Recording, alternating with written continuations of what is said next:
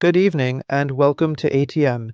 Yesterday, while the world watched the grand spectacle of the UN General Assembly, the most important meeting wasn't happening in the main hall. It was happening in a fortified New York hotel suite.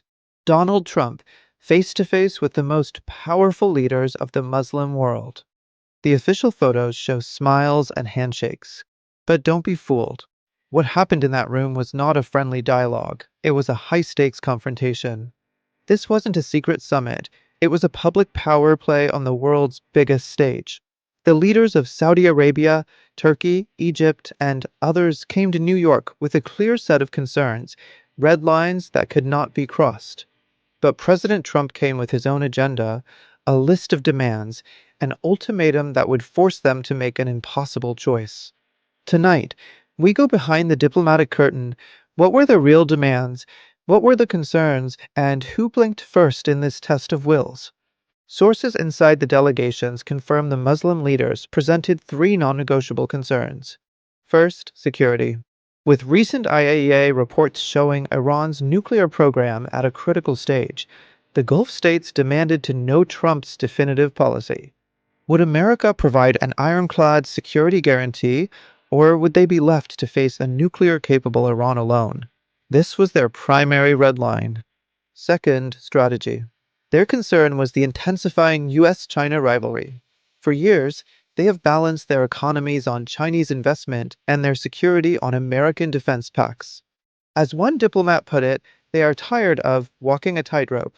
Their second red line was a demand for strategic space, a rejection of any ultimatum that forces them to completely sever ties with Beijing. Finally, sovereignty. For any further normalization with Israel to even be considered, particularly by Saudi Arabia, there had to be a concrete, irreversible step on the Palestinian issue. This was their political red line, essential for legitimacy at home. Trump listened to their concerns. And then, he presented his price. This wasn't a negotiation, it was an ultimatum. First, energy. With global oil prices threatening economic stability, his demand was clear. OPEC Plus, led by Saudi Arabia, must increase production to bring down costs. This was his top economic priority, a direct order to his friends in the Gulf. Second, allegiance. On China, there was no room for ambiguity. He demanded a clear rollback of Chinese technological and military influence from the region. No more Chinese-built strategic ports, no more Huawei in their core networks. This wasn't a request to choose, it was a declaration that the choice had already been made for them. And the grand prize, the third part of his ultimatum, finality. The completion of the Abraham Accords with full, public Saudi-Israeli normalization. Not in the future, but now. This was the moment of truth. The Muslim leaders' red lines versus Trump's ultimatums. An ironclad guarantee against Iran in exchange for a public confrontation with China. A potential step for Palestine in exchange for the historic prize of Saudi-Israeli peace. According to sources, the room was thick with tension. There were no angry shouts, just the cold, hard silence of geopolitical calculation. Did they accept? No. Did they refuse? No. What happened yesterday in New York wasn't an agreement.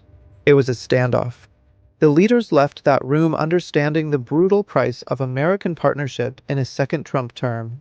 And Trump left knowing just how far he could push before the entire structure collapses.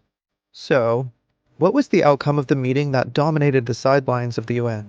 No treaty was signed. No joint statement was issued. But something far more significant happened. The battle lines for the future of the Middle East and its relationship with the world were drawn in a New York hotel suite. The pleasantries are over. The real, high-stakes negotiations have just begun. And the world holds its breath, waiting for the next move. Thank you for joining me on ATM. I'll see you tomorrow.